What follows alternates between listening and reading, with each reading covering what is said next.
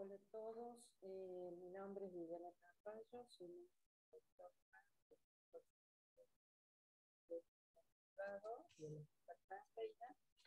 Y bueno, en esta oportunidad me toca dar clases de los conocimientos que tenemos sobre este virus y bueno, toda la información que considero que sea necesaria de lo que primero vamos a hacer un breve repaso de lo que es la estructura viral y vamos a decir que el virus está constituido por una doble capa lipídica, como todos sabemos, está constituida por muchas proteínas, pero las que cobran importancia más que nada al momento del diagnóstico son las GP120 y las GP41. La GP120 es la proteína externa, la que contacta directamente con la célula CD4 y la GP41 vendría a ser como la proteína interna que atraviesa la membrana del virus y contacta con el interior. En el interior viral vamos a tener una serie de enzimas, proteínas que se encuentran dentro de la estructura viral, como lo es, por ejemplo, la transcriptasa reversa, que va a tener mucha importancia en todo lo que es la transcripción del material del virus, la integrasa, entre otras proteínas que ya vamos a incluir. Y después tenemos ya el núcleo, donde se encuentra el material genético que como sabemos es de tipo ARN. En esta en esta diapositiva se ve bastante claro cómo es el proceso o el ciclo de vida del HIV en sí, y con los números nos vamos a ir ubicando. Lo vamos a repasar muy rápidamente. En un primer momento se produce un enlace de la partícula viral con la célula nuestra, de huésped.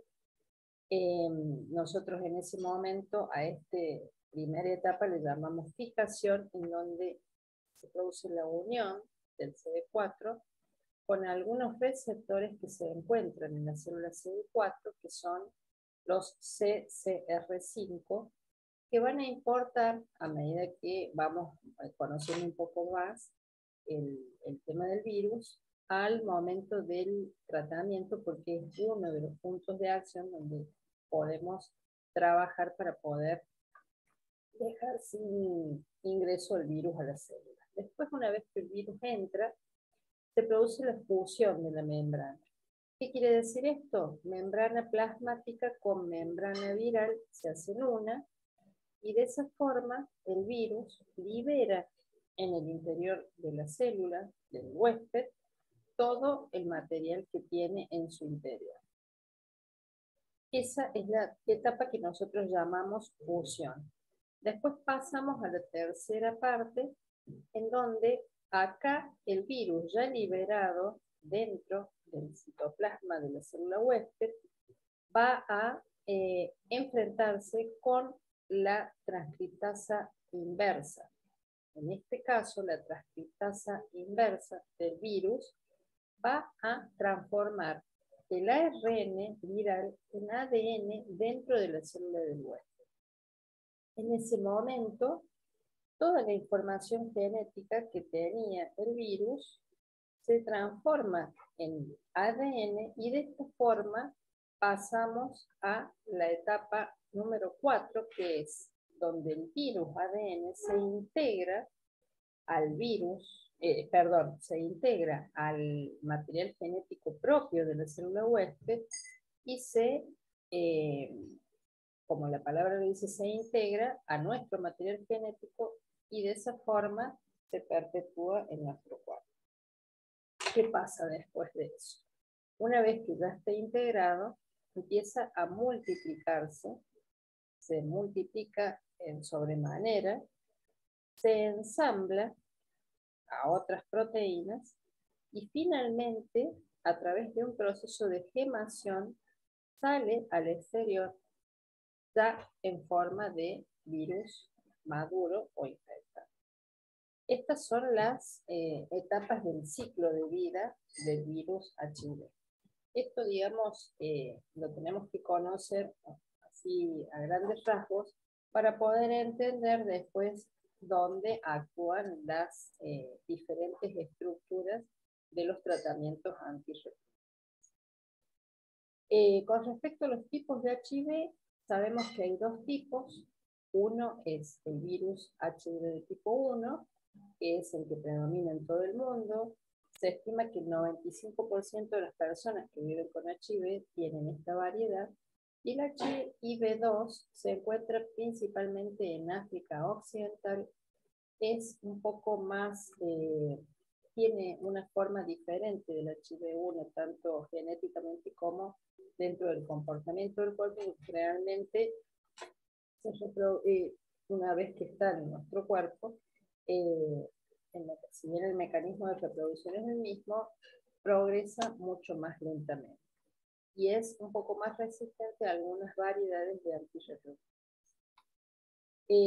Hay muchos tipos y subtipos y bueno, la pregunta que siempre nos hacemos es que si hay una forma de diferenciar o digamos de producir una diferencia en la infectividad o en la transmisión, y eso, bueno, es una forma de investigación, es una forma, perdón, es un tema de investigación que se tiene en la actualidad. Bueno, esto es con respecto a las vías de transmisión y el porcentaje de cada vía de introducirse el virus en nuestro cuerpo. En esta diapositiva vemos que la principal y más contagiosa es la forma de contacto sexual anal receptiva, es la que mayor riesgo de contagio tiene. Y después hemos visto todas las otras vías de contagio y los porcentajes que tenemos de transmisión. El sexo anal insertivo en un 0,06%, el vaginal receptivo 0,1%, el vaginal insertivo 0,082%, el sexo oral receptivo, el que menos tiene, tanto como el insertivo como el receptivo, pero hay también un riesgo de transmisión. La transfusión de sangre, que es obviamente el más riesgoso de todos, pinchazo 0,3%, compartir inyecciones 0,67% y exposición de membranas mucosas 0,63%. Con respecto a las vías de transmisión, tenemos que más del 90% de las infecciones se producen a través de la relación sexual sin protección. Si nosotros queremos hacer una comparación, como hice acá en este gráfico, de las vías de contagio, de las formas en las que se contagia a través de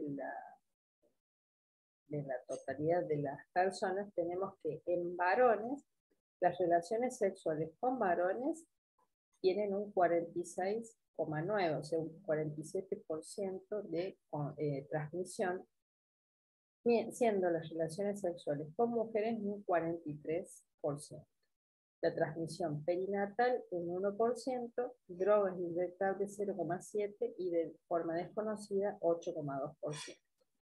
Si lo diferenciamos en hombres y en mujeres, tenemos que en los hombres la forma más común de contagio es el sexo con hombres en un 46,9%, como habíamos dicho recién, lo mismo para el resto. Y en las mujeres, en la figura en violeta, tenemos relaciones sexuales con varones en un 90%, transmisión perinatal 2%, drogas inyectables 0,2% y desconocidos 6,4%.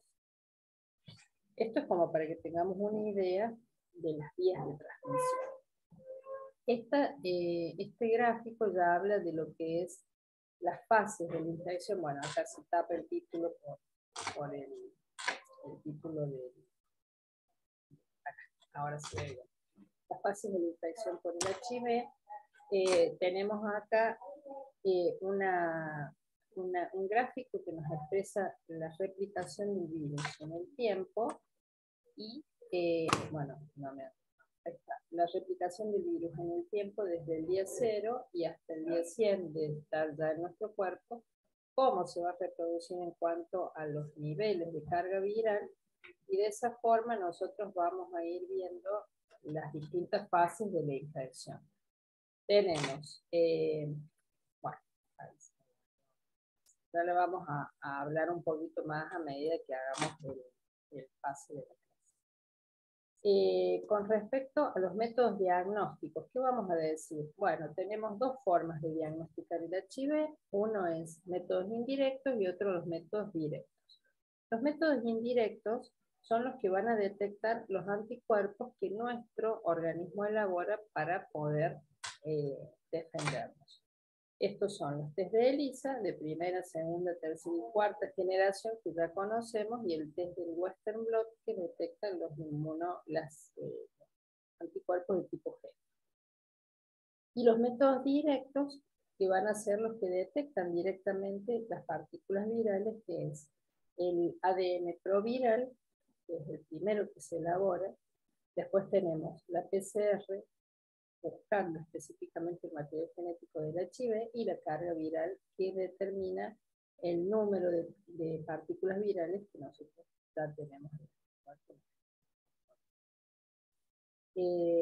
Con respecto al diagnóstico en el tiempo, tenemos, en un primer momento, nosotros acá partimos del día 0, en donde nos hemos puesto en contacto con el virus y el virus ha ingresado en el cuerpo.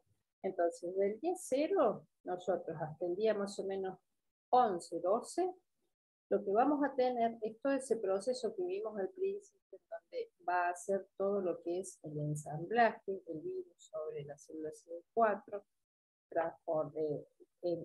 fusionarse con la membrana plasmática y liberar todo ese material dentro de la célula del huésped.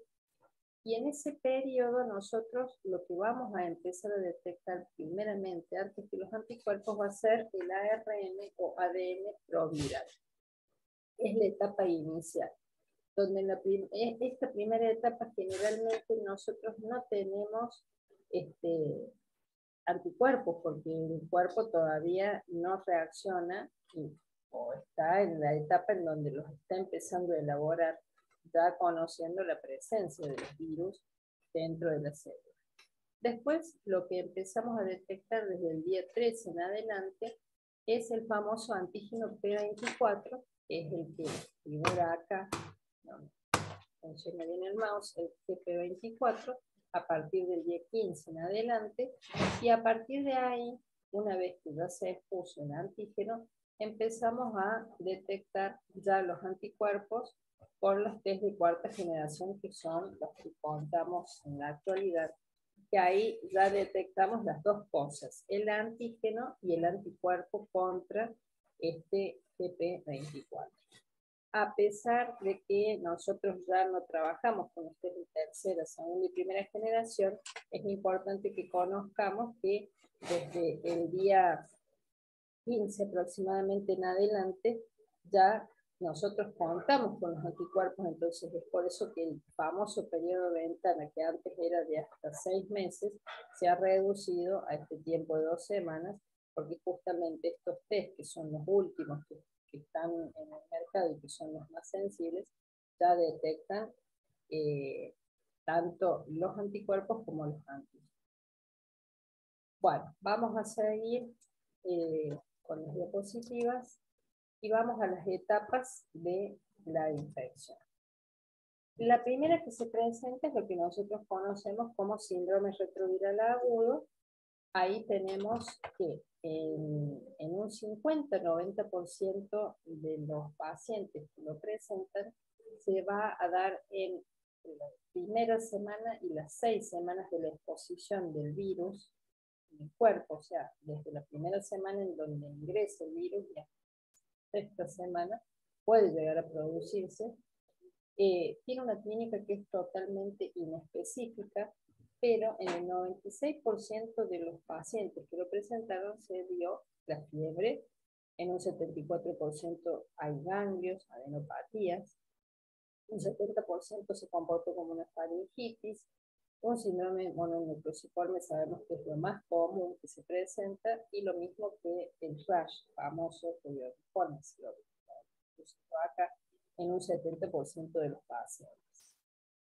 Nosotros en esta etapa, en el síndrome retroviral agudo, bioquímicamente, ¿qué vamos a tener?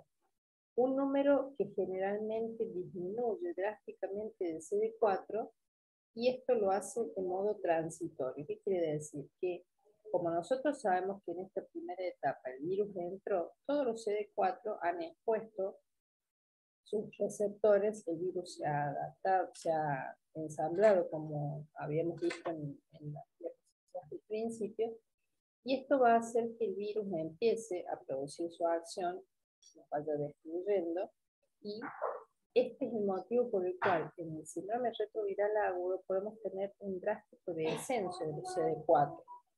¿Y qué va a pasar con el virus en sí? El virus empieza a reproducirse con una gran velocidad y es por eso que nosotros tenemos una carga viral que va a aumentar bastante rápido y puede llegar a los 100.000 copias o un poco más.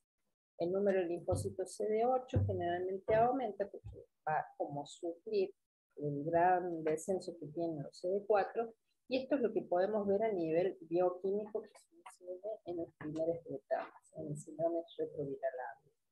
Y a nivel serológico, como habíamos visto al principio, hasta que se producen los anticuerpos, nosotros vamos a tener al principio probablemente que detectarlo al virus y lo estamos sospechando con el famoso HIV proviral, que era el que se detectaba en las primeras etapas de la infección, y después de la segunda semana, como ya vimos que empiezan a aparecer los antígenos y los anticuerpos, vamos a poder detectar la famosa seroconversión, en donde nosotros podemos ya utilizar los test de ELISA de cuarta generación que nos van a dar positivo. ¿Cuál es la importancia que tenemos que entender de esta etapa? Es que es altamente transmisible, sumamente contagioso. ¿Por qué? Porque habíamos explicado lo que decíamos recién, que los pacientes tienen una alta carga viral. Entonces es el momento en donde más se puede transmitir. Seguimos con la otra diapositiva en donde hablamos de la infección asintomática, que es el largo periodo que ocurre después que ya hemos pasado el síndrome retroviral agudo y donde se produce ya un equilibrio entre nuestro sistema inmune y el HIV. O sea, el virus logra reproducirse rápidamente al principio, pero después nosotros mismos empezamos a ponerle freno y empezamos a generar los anticuerpos que juntamente con todo el sistema inmunológico van a permitir una especie de control a esa replicación excesiva e imperiosa que tiene el HIV en la primera etapa, y se va a lograr un equilibrio con el tiempo. Ese equilibrio es lo que va a permitir que podamos pasar mucho tiempo, en algunas personas y en otras no, de infección asintomática. Y es donde habitualmente se encuentra el 80% de las personas y donde nosotros solamente vamos a hacer el diagnóstico a través de los métodos de estudio serológico o bueno, lo que vamos a hacer como estudio. Acá vamos a tener la característica de que va a ser una replicación viral constante, o sea, el virus al no tener tratamiento por desconocimiento del paciente va a replicarse de modo constante. La replicación generalmente es mayor en todo lo que son los tejidos linfoides, que es el mayor reservorio del virus.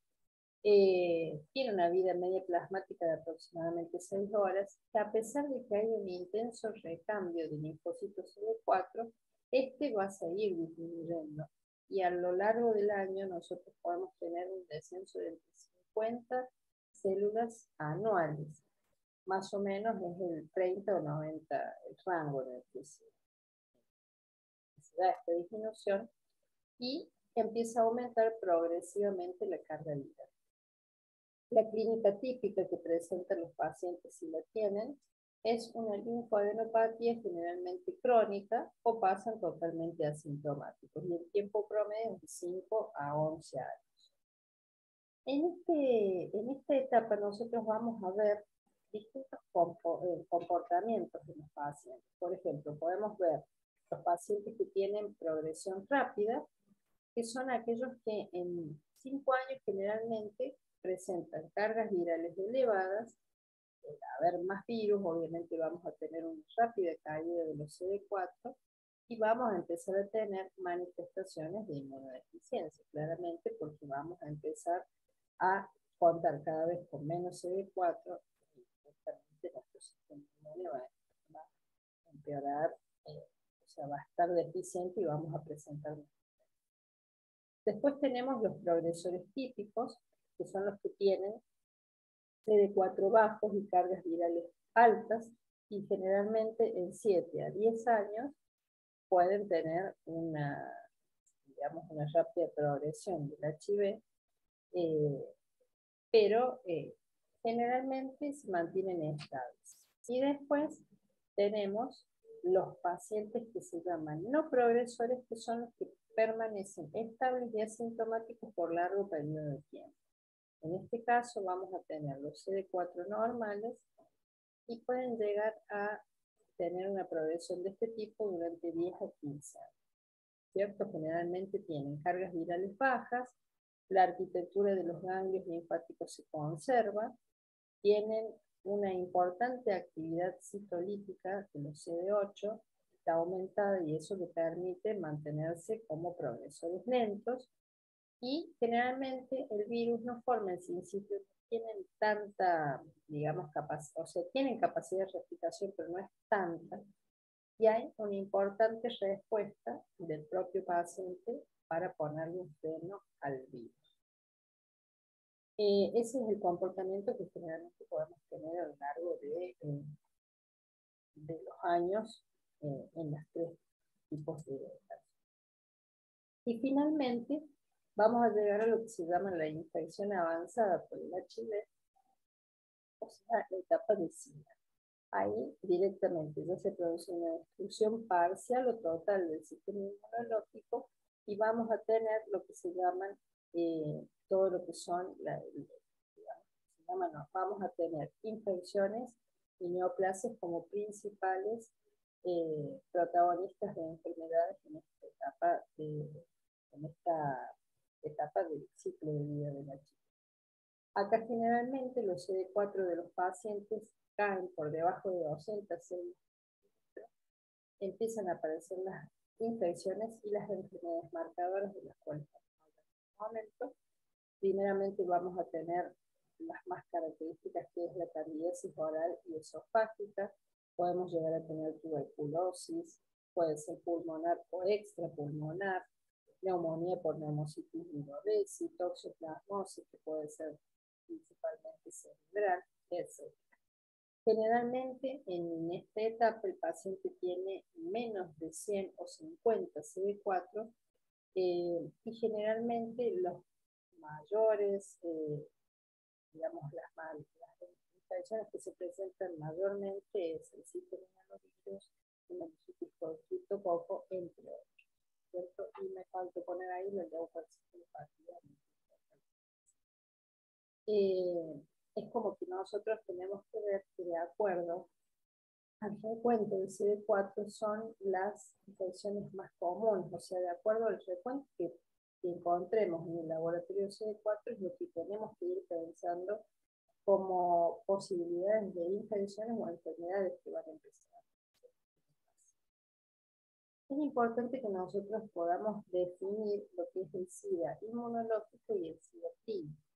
Aquí llamamos SIDA inmunológico. El SIDA inmunológico es cuando nosotros tenemos un paciente que tiene la carga viral positiva, claramente el HIV positivo, y tiene el recuento del CD4 generalmente menor a 200 células, pero habitualmente no tenemos manifestaciones y solamente lo encontramos en el laboratorio. Muchos pacientes vamos a encontrarnos en la práctica diaria de estas características. Nosotros vemos el recuento recuento de esos pacientes y no entendemos cómo no pueden, cómo no están enfermos, cómo no tienen manifestaciones. Bueno, es el paciente que tiene el SIDA inmunológico. O sea, nosotros vemos que sus defensas están destruidas, pero habitualmente no presentan infecciones graves. Existe. A veces llegan al consultorio pacientes que tienen un bajo recuento de CD4, 50 CD4, y bueno, los descubrimos a través de un control serológico que pidió algún médico por algún otro motivo. Y por otro lado tenemos el SIDA clínico, en donde tenemos el HIV más las enfermedades marcadas, o sea, ya tenemos pacientes que han presentado enfermedades que pueden ser la candidiasis esofágica, que puede ser el síndrome del virus, el sinusitis, y tenemos el diagnóstico. Eso es importante, que podamos diferenciar. ¿Cuáles son las condiciones asociadas al HIV crónico? Bueno, la persona que ya convive con el HIV generalmente tiene todas estas situaciones, estas enfermedades que voy a nombrar ahora, que es neumonías a repetición, el herpes zóster, la candidiasis oral, la dermatitis seborreica, la leucoplasia oral, vellosa, y pueden presentar manifestaciones como por ejemplo sudores nocturnos, fiebre inexplicable, o síndrome febril prolongado que es característico.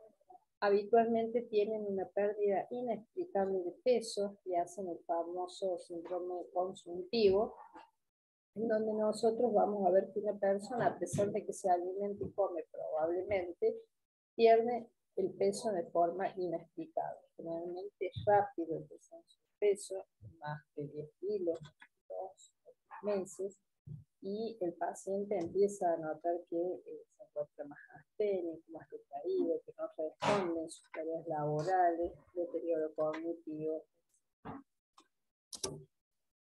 Y después tenemos por otro lado lo que se llaman o denominan infecciones oportunistas, en donde acá sí vamos a hablar típicamente del Pneumocystis jirovecii, las micobacterias tanto tuberculosas como no tuberculosas, donde acá, digamos, cobra mucha importancia todo lo que es el Mycobacterium avium intracelular, la criptococosis, la capsidoides, la histoplasmosis, el citomegalovirus, la lambia, como las, digamos, parasitosis más frecuentes dentro del paciente HIV, y la toxoplasmosis, dentro de esta la cerebral, que es la más común que vemos habitualmente.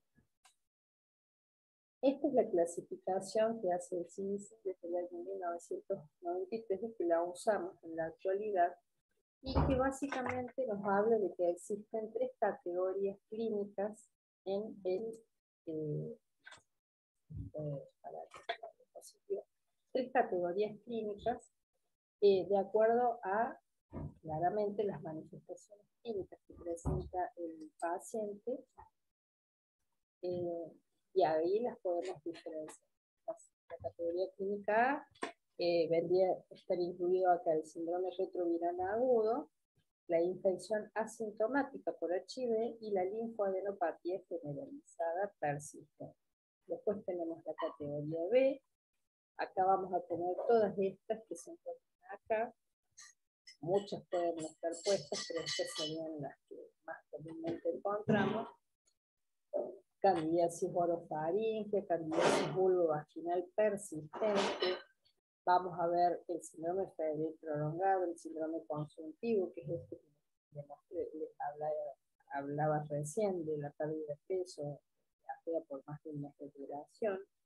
Leucoplasia vellosa, el famoso herpes zóster, culebrilla, la PTI, que es la púrpura trombocitopenia idiopática, puede ser en las mujeres enfermedad inflamatoria, y la neuropatía por el HIV.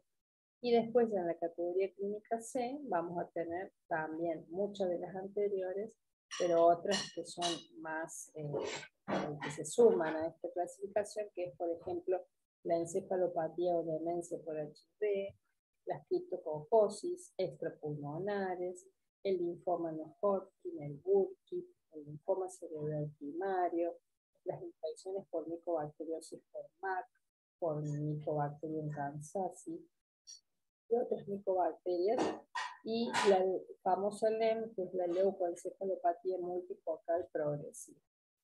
Cuando nosotros juntamos estos datos clínicos, estas enfermedades que se encuentran dentro de la categoría con el recuento de CD4, al combinar estos dos, al combinar estos dos datos, vamos a poder categorizar la enfermedad, no la enfermedad, perdón, la situación clínica del paciente. Entonces, por ejemplo, si yo tengo un paciente que viene con un herpes zóster, ahí nomás pienso de que puede llegar a ser alguna enfermedad de tipo, de alguna situación que baje sus defensas, y tengo que pensar en el archivo. Pido el archivo es positivo, pido el recuento del CD4 y bueno, me doy con que tiene 350 CD4. Entonces busco la categoría clínica en la cual figura el herpes zóster, que es categoría B, y me voy con el recuento del CD4 que he tenido, en este caso 350, entonces ahí puedo clasificar al paciente como B2. Y así, cada vez que tengamos una manifestación, una situación clínica que podamos encuadrar dentro de estas categorías, con el recuento de CD4. Bueno, vamos a la práctica en sí. ¿Qué hacemos cuando nosotros tenemos un paciente que tiene el diagnóstico de HIV? Primero, lo que tenemos que hacer es tranquilizarlo. Nosotros y al paciente tratándole de explicar qué es lo que ha sucedido y explicarle claramente que HIV no es lo mismo que muerte.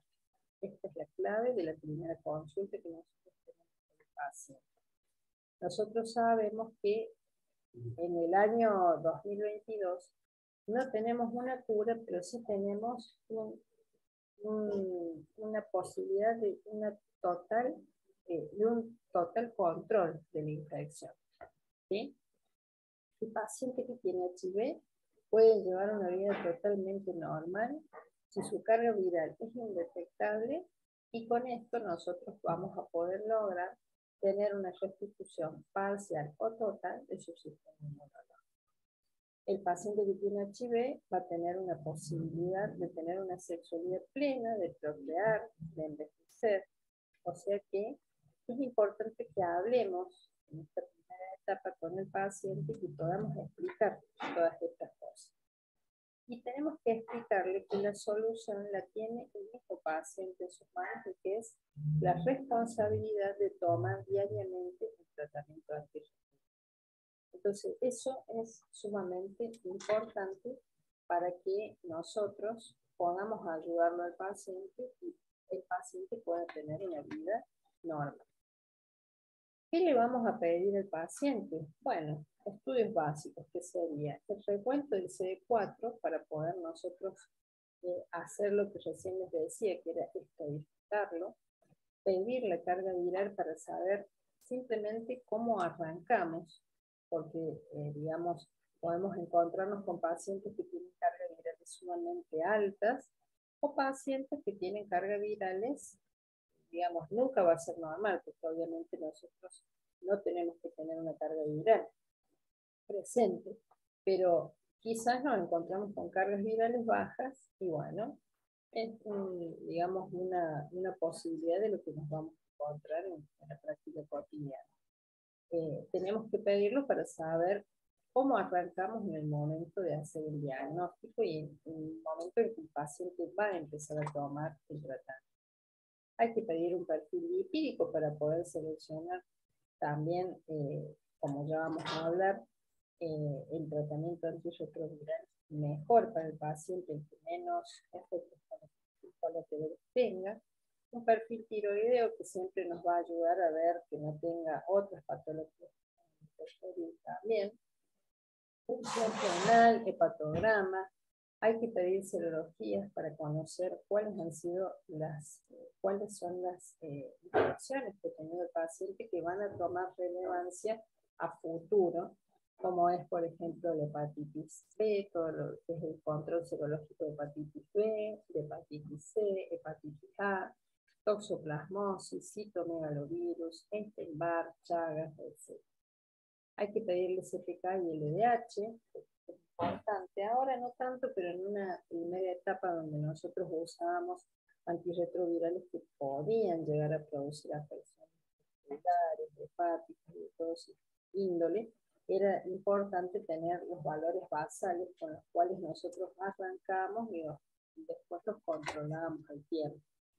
Siempre tenemos que pedirlo basal, para certificar el NDH, ecografía de abdomen, rectos de tórax, como para sacar una foto de la situación actual en el momento diagnóstico del paciente, una prueba de Mantoux que nosotros siempre le pedimos porque, como nosotros sabemos, en Argentina hay una alta incidencia de todo lo que es la tuberculosis, entonces es una enfermedad endémica en nuestro país, entonces es importante saber en qué situación se encuentra el paciente. Si a veces tenemos un paciente que tiene una situación inmunológica bastante deteriorada, entonces bastante deteriorado, podemos estar frente a un paciente que tenga tuberculosis y no tenga una manifestación clínica y la detectemos a través de una Mantoux positiva, quizás. Entonces la tenemos positiva, pedimos una tomografía, ya sea del tórax o del abdomen, que habitualmente hacemos en el paciente que tiene, por ejemplo, el alongada y que hemos encontrado, digamos, el HIV, y nos encontramos con una caverna a nivel de su pulmón o adenomegalias. Entonces, la Mantoux siempre va a ser un estudio útil para acompañarnos a buscar este diagnóstico. Y obviamente tenemos que, ante esta situación, derivar al infectólogo para que empecemos ya el camino para acompañar al paciente en esta situación, en esta enfermedad. Esto es importante desde el punto de vista clínico porque tenemos que ver al HIV no como una infección solamente, sino como un estado inflamatorio. Y esto es la clave para poder entender después por qué afecta a la parte cardiovascular, a la parte renal, por qué nos da manifestaciones neurológicas, etc. Y la respuesta es que el HIV genera en nuestro cuerpo un estado de inflamación crónico. Y eso es sumamente importante. Nosotros cuando tenemos el virus, producimos una intensa activación de todo nuestro sistema inmune y eso genera un gran estado inflamatorio. En las primeras etapas claramente va a ser muy útil para nosotros porque vamos a poner freno con esa inflamación a la infección en sí. Pero si nosotros no lo tratamos al paciente, el paciente va a persistir en ese estado de inflamación continua, persistente, y esto va a llevar a traer algunas otras consecuencias como todo lo que es el riesgo cardiovascular aumentado que tienen los niños. Incluso, por más que los pacientes tomen el tratamiento antirretroviral, este estado inflamatorio puede persistir y puede explicar algunas situaciones con las que nos encontramos de práctica. Digamos, hay causas poco conocidas, pero una de ellas es la persistencia del virus en algunas limitaciones, famosos reservorios que nosotros llamamos, que se encuentran a nivel del sistema linfático, a nivel del cerebro, en el hígado, en el vaso, donde nosotros sabemos que persisten las partículas virales y a través de estas zonas son las que, digamos, permiten la replicación constante del virus y nosotros dejáramos de tomar el paciente dejara de tomar. También se habla mucho de lo que es la translocación microbiana que se produce a nivel del tracto gastrointestinal, la famosa teoría del intestino permeable, que genera un proceso inflamatorio crónico, la liberación cuando el virus está en contacto con las células CD4 de interleuquinas, del virus D, la proteína C activa, y otras más que producen un estado proinflamatorio bastante importante. Y bueno, se sabe que todo esto se reduce cuando nosotros empezamos a tratar al paciente claramente, pero no logramos increíblemente lograr bajar estos niveles de todos estos marcadores a niveles basales. Eso se sabe que hay un estado de forma crónica.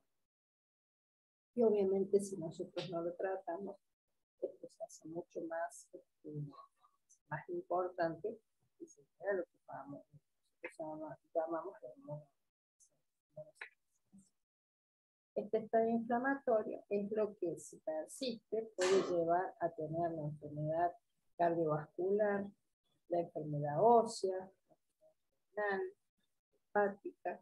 También involucra la activación de las oncogénicas y puede llevarnos a tener enfermedades oncológicas. Y bueno, muchas de esas cosas están explicadas en este estado inflamatorio por la misma activación del sistema HIV y a la vez porque el mismo estado de inmunodeficiencia permite que gérmenes que nosotros tenemos en nuestro cuerpo, como por ejemplo el citomegalovirus y otras coinfecciones que pueden existir, se reactiven, el herpes, el citomegalovirus, produzcan infecciones de forma crónica, poco sintomáticas, porque si el paciente tiene una enfermedad avanzada, no tiene cómo defenderse, entonces no produce muchos síntomas. Y todo esto contribuye a todo lo que es un estado de inflamación persistente que puede provocar también, como nosotros sabemos, la muerte. Entonces, si nosotros queremos terminar con toda esta cadena o cascada de acontecimientos que se desatan por la misma infección, lo que tenemos que hacer es permitir que terminar con la replicación viral y eso lo vamos a lograr con un tratamiento antirretroviral habitualmente. Si nosotros terminamos de comprender este estado inflamatorio, tenemos que decir que el mejor antiinflamatorio para frenar esto es el tratamiento antirretroviral. ¿Cuándo vamos a iniciar entonces, de acuerdo a todo lo que dijimos recién, el tratamiento antirretroviral? Fácil, en toda persona que tenga HIV con viremia detectable, independientemente del frecuente de CD4 que tenga, toda persona que tenga un síndrome retroviral agudo, o sea, antes se decía, por ejemplo, que el síndrome retroviral agudo no se trataba porque se lograba, como dijimos recién, un estado de equilibrio entre la replicación viral y la respuesta inflamatoria. Hoy en día se sabe que no hay que dejar que eso suceda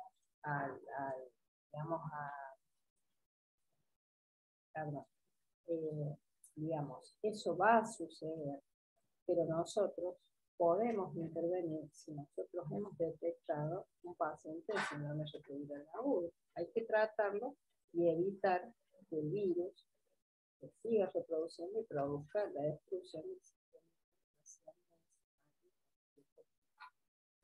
de multipasa. Y cuando más vamos a tratar a toda persona que tenga carga viral indetectable, digamos, que son los famosos controladores de él, pero que tengan un sistema de inmunológico que demuestre que haya una disminución. Hay personas, hay personas que tienen el HIV, nosotros que llamamos controladores de él, que son pacientes que tienen las serologías positivas, pero cargas virales indetectables. Generalmente son los que nosotros llamamos controladores de élite. ¿Por qué? Porque no permiten que el virus circule en el torrente sanguíneo y generalmente se sabe que están ubicados en los famosos reservorios, como decimos recién, sistema nervioso central, hígado, vaso, médula, pero no les permiten salir de ahí y reproducir. Entonces, cuando nosotros testeamos la carga viral, no lo detectamos. Esos pacientes también deben ser tratados, por más que no tengamos cargas virales detectables, porque tarde o temprano van a producir el deterioro del sistema inmune, van a empezar a tener baja de CD. Bueno, con respecto al tratamiento antirretroviral, tenemos que decir que los sitios de acciones van a ser todos estos puntos donde nosotros estamos viendo digamos, el gráfico del inicio, en donde tenemos, por ejemplo, al principio el sitio de unión de las células CD4 con el HIV, después donde ya teníamos el sitio donde entraba directamente el citoplasma celular y se ponía en marcha la clasificación inversa. Después tenemos también sitios de acción donde el virus empieza a, digamos, a integrarse al ADN de nuestra célula. Entonces, también tenemos otro sitio de acción que es de grasa. Y después tenemos otros antirretrovirales que actúan en el. O sea que hay distintos puntos en donde nosotros con los antirretrovirales vamos a poder intervenir en este freno para que el virus no siga reproduciendo y lo podamos sacar de circulación. Y este es el cuadrito que yo les había puesto al inicio. Para que puedan actuar, yo creo que no es el objetivo de la clase quizás en esto, sino conocer cuáles son los puntos de acción en donde nosotros empezamos a actuar para que esto no se siga dando y el virus siga con su gravedad.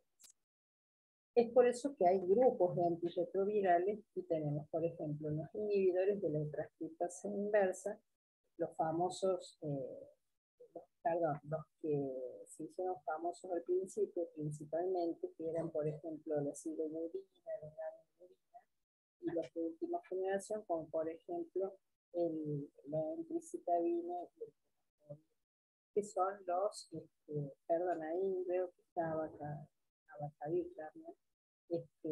Que son los que primeramente nosotros tenemos un tipo de batalla en los años 80, las primeras épocas del HIV, y muchos de ellos eran muy tóxicos, porque claramente tenían muchas reacciones adversas y no tenían tanto control sobre el HIV. Hoy en día las moléculas han cambiado y sí lo permiten al control y no son tan tóxicas como nosotros. Después tenemos otro grupo que también son inhibidores de la transcriptasa reversa, pero no son análogos de nucleósidos. En este grupo tenemos alefavirenza, letravirina, la ripivirina, la doravirina, que es el más nuevo de este grupo. Después tenemos inhibidores de la proteasa, como por ejemplo atazanavir, darunavir, lopina, ritonavir. Después tenemos los inhibidores de la entrada, que son el Enfovir y el T20, que no los tenemos en Argentina. Después tenemos los inhibidores de la integrasa. Estoy grabando. Inhibidores de la integrasa, como por ejemplo el raltegravir, el vitegravir, dolutegravir, cabotegravir, y los inhibidores de fusión, como el T20 que dijimos recién. Bueno, ¿cuál es el objetivo que tenemos nosotros claro, que tenemos que tener en cuenta cuando empezamos a dar el tratamiento antirretroviral? Y estos son los más importantes. Primero, antes que nada, reducir la viremia. Eso se traduce en que nosotros tenemos que hacer la carga viral indetectable del paciente. Y eso es lo que nosotros llamamos como éxito virológico. Esto se debería lograr a las 8 semanas de haber comenzado el tratamiento antirretroviral. Después, en forma indirecta, la reconstitución del sistema inmunológico, porque si nosotros no tenemos virus circulando, las células CD4 que genera nuestra propia médula se van a volver a regenerar, y eso claramente va a permitir la reconstitución del sistema inmune que estaba empezando a deteriorarse o que ya estaba deteriorado. Y después, reducir la morbimortalidad, mejorando la calidad de vida de los pacientes. Esos van a ser los objetivos que nosotros vamos a tener cuando empezamos a dar el tratamiento. Estos son los conceptos generales que tenemos que saber de los antirretrovirales. Sabemos que no se puede dar uno, sino que es necesario combinar, por lo mismo que dijimos que actúan en distintos sitios. Entonces, probablemente estas combinaciones van a permitir primero actuar en la fusión, después actuar en la transcripción, actuar en el ensamblaje de las proteínas. Entonces, es por esto que nosotros no podemos hablar de dar solamente una sola medicación, sino generalmente una combinación de ellas. Vamos a permitir, vamos a tener que darle estabilidad al paciente y pedirle responsabilidad. Generalmente, la toma diaria durante, no sé qué se pone ahí, toma diaria durante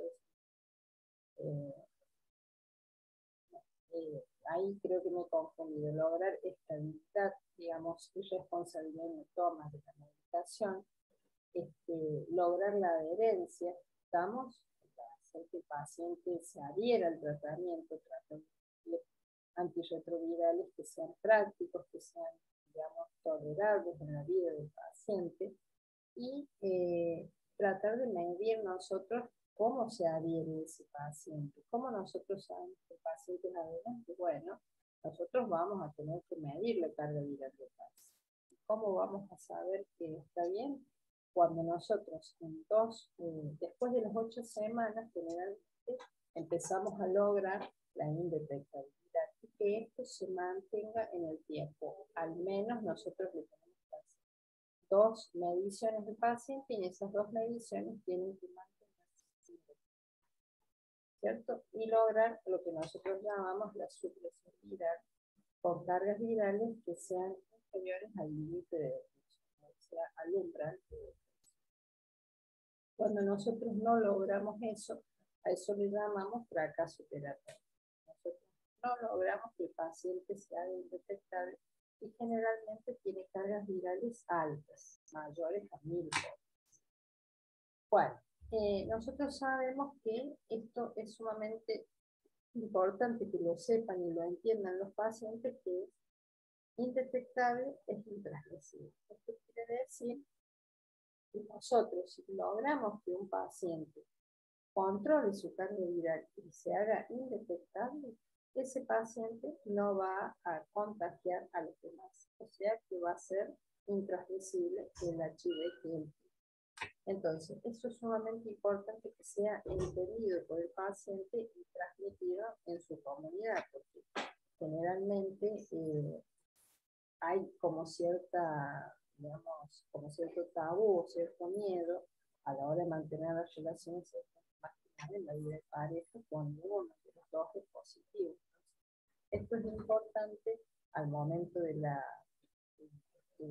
hablar con la pareja cero discordante, y también es importante de que sea transmitido cuando la pareja busca ¿de qué depende el éxito de tener de qué depende de que nosotros, tengamos éxito con el tratamiento? Bueno, primero, de 3 factores. Primero, factores que dependen del paciente, que van a ser la adherencia, que es lo que veníamos hablando recién, la edad y el nivel de inmunodeficiencia inicial del paciente. Obviamente que no es lo mismo el éxito que podemos llegar a tener en un paciente que tiene, por ejemplo, un sistema inmunológico deficiente, de un paciente que viene con 504. Obviamente la situación es diferente, pero los dos pueden lograr la indetectabilidad con su responsabilidad, y de esa forma podemos tener podemos ayudarlo al paciente. Después, vamos a tener éxito de acuerdo a la buena selección que hagamos nosotros del tratamiento antirretroviral. Si nosotros elegimos tratamientos que son antiguos, que tienen toxicidad, probablemente no logremos la adherencia en el paciente. Entonces, lo mejor va a ser lograr que el paciente tenga un tratamiento que sea práctico, que sea bueno para tomarlo, y que de esa forma nosotros logremos buenos niveles plasmáticos porque lo toman diariamente y se pueda logra una buena potencia y, digamos, una eficacia terapéutica. Y después, con respecto al virus, obviamente vamos a depender de la carga viral inicial del paciente, del nivel que tenga y la resistencia natural que el paciente tenga en su virus, porque nosotros sabemos que en sí cada virus tiene una información genética diferente y una resistencia de drogas que va a ser distinta en cada uno de ellos, ¿cierto? Bueno, ¿qué debemos lograr en el paciente? Bueno, ahí me falta una. Que el 90% de la población esté diagnosticada, que el 90% tenga tratamiento y que el 90% logre una supresión viral, ¿cierto? Eso va a lograr una buena salud en el 90% de los pacientes y una buena calidad de vida. ¿Estamos? Entonces, ese es un famoso 90%. Es una de las metas que nosotros queremos lograr a todos. Las exigencias obviamente son diferentes a las que teníamos en los años 80 o 90, en donde nosotros ahí necesitábamos drogas muy potentes para reducir la carga. En la actualidad, nosotros tenemos que lograr que la potencia, la tolerabilidad, la confortabilidad, la comodidad del paciente, la alta barrera genética, todas esas cosas estén juntos en una misma medicación. Y hoy en día se está hablando mucho de la barrera genética, que es el número de mutaciones que tienen los virus que van a requerir, digamos, van a tener que vencer los antirretrovirales para que sean y evitan de esta forma la resistencia. Cuando nosotros cambiamos el tratamiento, bueno, cuando tenemos pacientes que presentan toxicidad de la droga, o sea, cuando la droga empieza a ser tóxica para el paciente, cuando hay muchas interacciones con otras medicaciones, porque obviamente nosotros tenemos pacientes que son hipertensos, que son diabéticos, o que tienen otro tipo de enfermedades, o pacientes que tienen enfermedades oncológicas por el mismo tipo o no, y que van a requerir que nosotros veamos qué drogas les están administrando por las pruebas de interacciones. Y también podemos cambiarlo porque muchas veces el paciente lleva muchos años tomando la misma medicación y cada vez hay drogas más modernas, menos tóxicas, más prácticas. Entonces, últimamente se está logrando hacer cambios para simplificar y hacer una mejor calidad de medicación. ¿Qué podemos hablar de todo lo que es el riesgo cardiovascular que hay en el paciente? Bueno, nosotros sabemos que el paciente, por lo que habíamos hablado anteriormente del estado inflamatorio que se crea en el HIV, tiene un riesgo cardiovascular elevado, aumentado por la inflamación que genera el propio virus. Entonces, hay dos cosas que tenemos que tener en cuenta. La propia inflamación generada por el HIV y la probable, digamos, toxicidad que pueden tener las drogas, y más que nada si son antiguas. Entonces, en ese caso, tenemos que reevaluar y ver que seleccionar terapias que no sean tóxicas. Obviamente va a ser sumamente importante ver la edad del paciente. Si nosotros estamos al frente de un paciente que tiene más de 50, 60 años, tenemos que elegir medicaciones que traigan, digamos, una alta efectividad y que no tengan ninguna, digamos, implicancia en todo lo que es el perfil metabólico del paciente. Los grupos de los antirretrovirales, los inhibidores de la proteasa son los que actualmente están más trastornos metabólicos y también los análogos no nucleósidos. Muchos de ellos ya hoy en día se están tratando,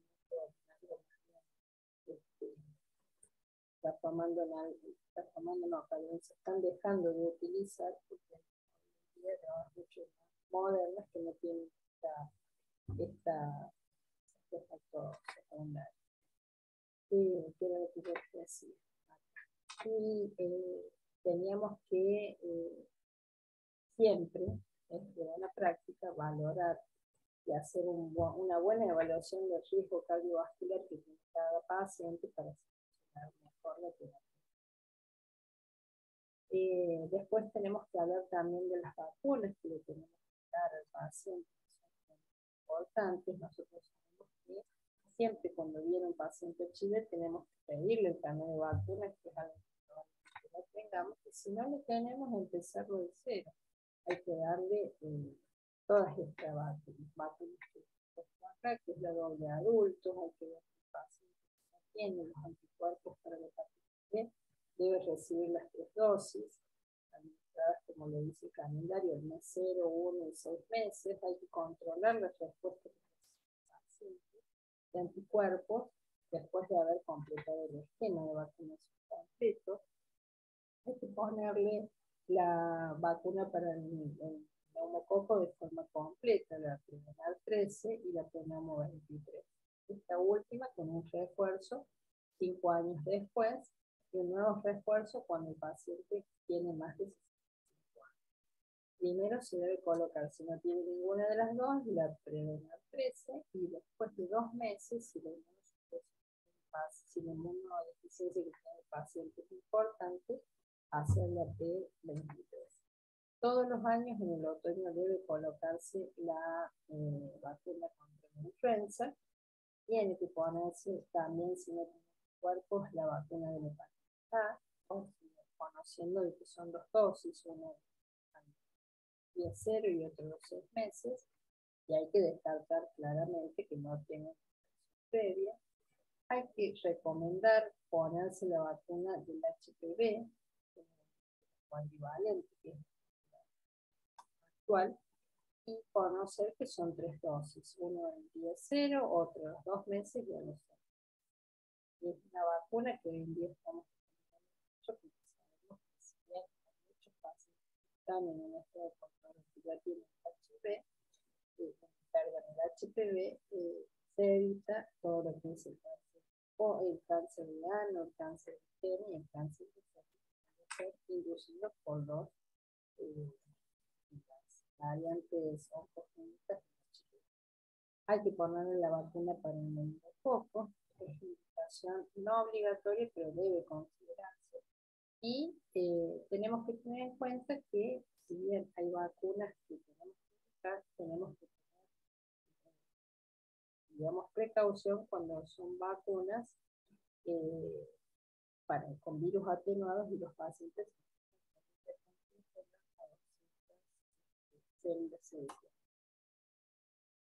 con respecto a la enfermedad renal, ¿qué tenemos que decir? Que es siempre importante conocer la expresión urinaria que tiene el paciente de proteínas, por más que no haya elevación de creatinina, porque es sumamente importante ver cómo funciona el riñón. Sabemos que nosotros tenemos riesgo cardiovascular aumentado en el paciente y el mismo estado inflamatorio que se produce en el cuerpo también afecta al riñón y lo puede deteriorar. Y necesitamos que su riñón esté bien para que se puedan metabolizar las drogas. Entonces es sumamente importante hacer siempre un control de todo lo que es el funcionamiento renal, no solamente con la creatinina, sino con la expresión de proteínas y ver la forma en la que lo podemos llevar a cabo. Observar todo lo que son factores de riesgo para la enfermedad renal y en base a eso también seleccionar siempre considerar el ajuste de dosis cuando tiene creatinina normal y recordar siempre las interacciones que pueden haber entre. Y con respecto al metabolismo óseo, que tenemos que saber que hay una predisposición a una disminución de la masa mineral ósea en el paciente, más riesgo de osteoporosis y riesgo de fracturas, muchas veces por la misma estado inflamatorio, como dijimos anteriormente, y hay algún grupo de drogas, principalmente las que usamos mucho en la actualidad,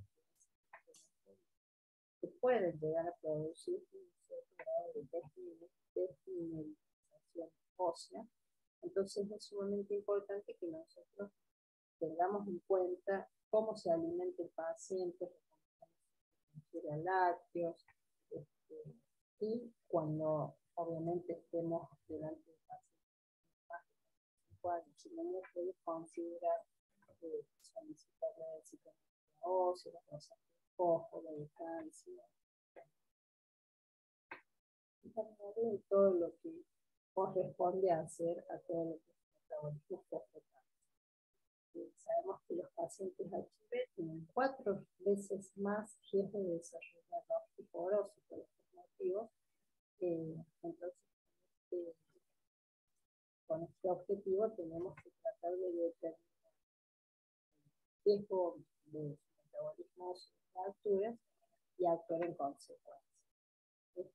Tienen fracturas 10 años antes que la población general. No se sabe cuál es la patología con el sexo, pero se sabe que hay mucho más.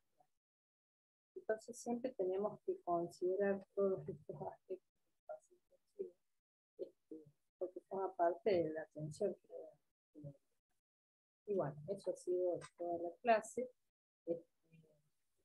Cualquier duda, bueno, dejo a través de las doctoras mi mail y correo electrónico y podemos responder sus preguntas. Muchas gracias por la invitación.